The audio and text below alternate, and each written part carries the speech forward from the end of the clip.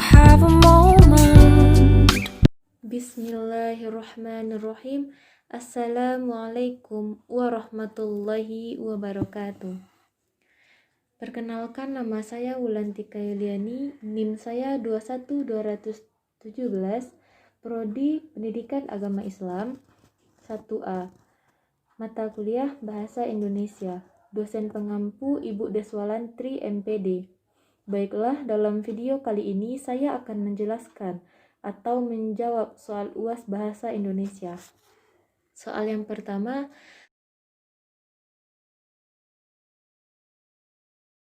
uraikan 3 upaya yang dilakukan untuk memahami makna atau tafsir ayat yang terdapat dalam surah Yusuf ayat 100.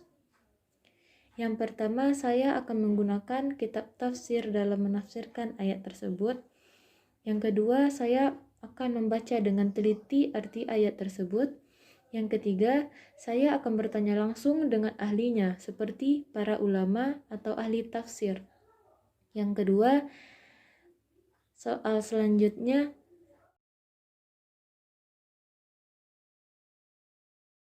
sebutkan 5 penggunaan tanda baca dan jelaskan fungsi kelima tanda baca dalam ayat tersebut.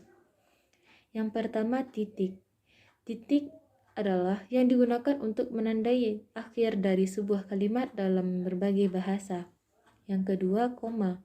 Digunakan sebagai pengganti kata penghubung untuk memisahkan kalimat setara yang satu dari kalimat setara yang lain dalam kalimat majemuk.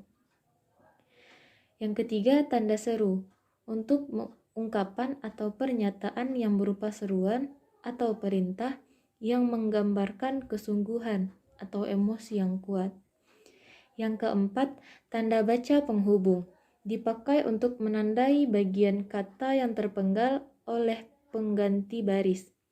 Yang kelima, tanda baca petik 2.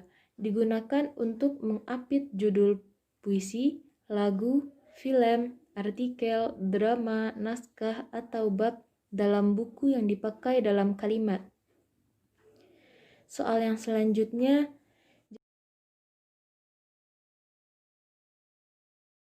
jelaskan semua penggunaan kata maha dalam arti ayat itu dan jelaskan fungsinya.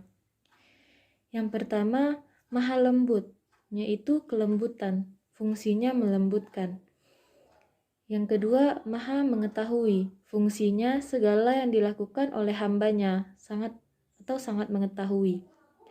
Yang ketiga, maha bijaksana, sangat tepat dalam mengukur dan sangat baik dalam mengatur. Fungsinya menentukan sesuatu dengan penuh perhitungan dan kebijakan. Soal yang selanjutnya,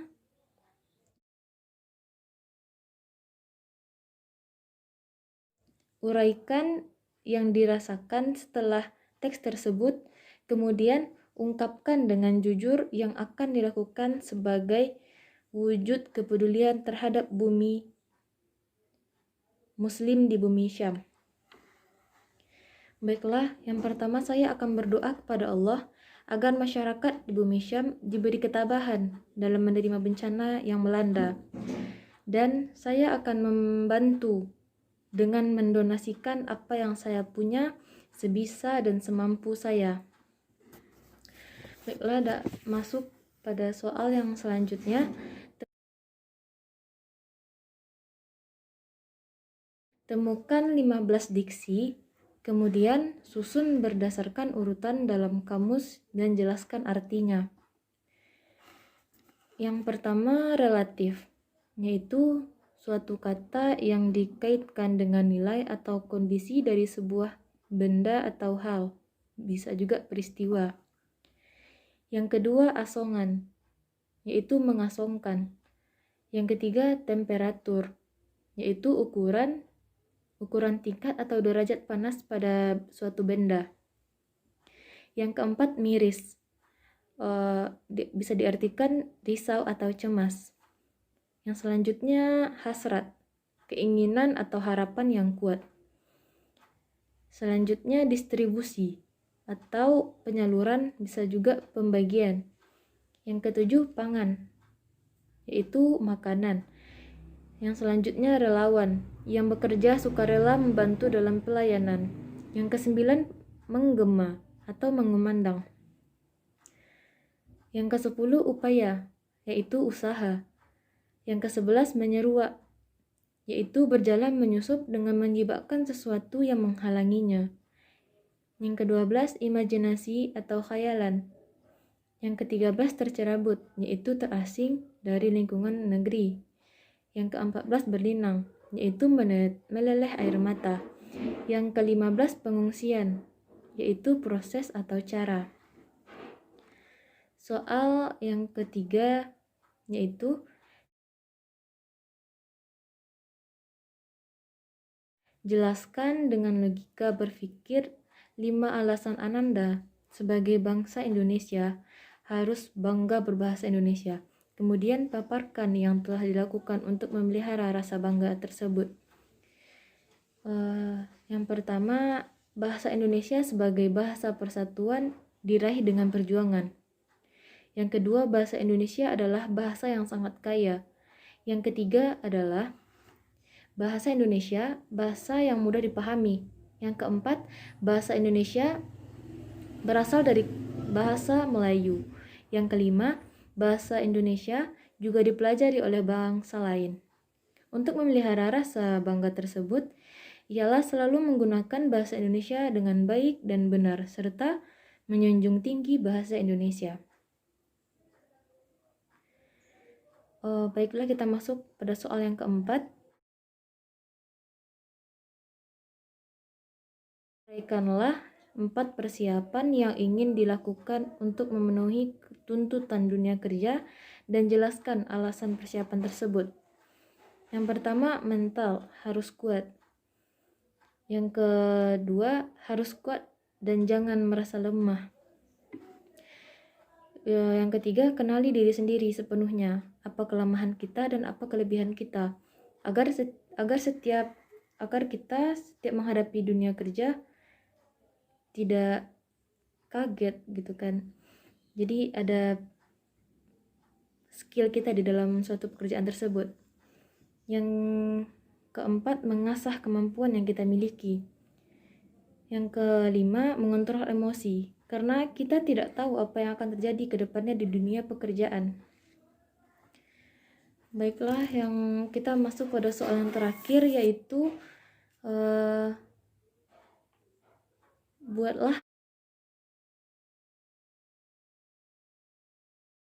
buatlah pidato singkat dengan durasi waktu 15 menit dengan topik sesuai dengan minat masing-masing. Baiklah, saya akan berpidato dengan judul pentingnya pendidikan. Assalamualaikum warahmatullahi wabarakatuh. Alhamdulillahilladzi hadana lihada wa ma kunna linahtadiya laula an hadanallah liyuzhirahu 'ala ad-dini kulli wa kafa billahi syahida. Asyhadu an la ilaha illallah wa asyhadu anna Muhammadan abduhu wa rasuluh la nabiyya ba'da, amma ba'du. Baiklah, yang sama-sama saya hormati Ibu dosen serta teman-teman yang menyaksikan video saya kali ini. Untuk tidak memperpanjang kata-kata mukadimah, langsung saja ke pidato saya yang berjudul pentingnya pendidikan. Hadirin yang berbahagia, dalam mencari ilmu, Allah Subhanahu wa Ta'ala pernah menguji para malaikat-malaikat bahwa ternyata tidak ada seorang pun di dunia ini yang mempunyai ilmu pengetahuan kecuali hanya Allah Subhanahu wa Ta'ala. Sebagian ilmu yang kita miliki ini adalah titipannya, bahkan malaikat pun tidak akan memiliki ilmu pengetahuan selain apa yang telah diajarkan Allah kepadanya. Oleh karena itu, kita tidak boleh sombong dengan pengetahuan yang kita miliki, bahkan dengan apapun yang kita miliki, serta tidak boleh sombong terhadap segala kelebihan yang kita miliki.